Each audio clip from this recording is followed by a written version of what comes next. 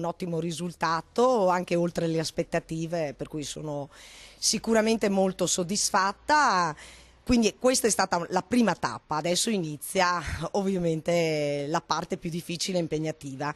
Il giorno dopo la vittoria alle primarie del PD, Carola Arena è già calata nel ruolo di candidato sindaco al comune di Mogliano. Architetto, 47 anni, già segretario moglianese del Partito Democratico, l'Arena ha ottenuto 608 voti, staccando nettamente i suoi avversari Rita Fazzello, Alberto Vianini e Arthur Carponi Schittar.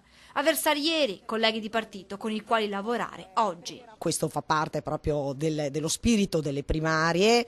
Le primarie sono semplicemente una selezione all'interno del centro-sinistra, c'è piena unità. Nei progetti di Carola Arena creare un programma che faccia voltare pagina a Mogliano, partendo dall'ascolto di cittadini e associazioni. Si parte dall'ascolto di chi si occupa nel volontariato, nelle associazioni dei problemi. Da lì l'intenzione è quella, assieme, di fare delle proposte, di condividerle con chi vive Mogliano.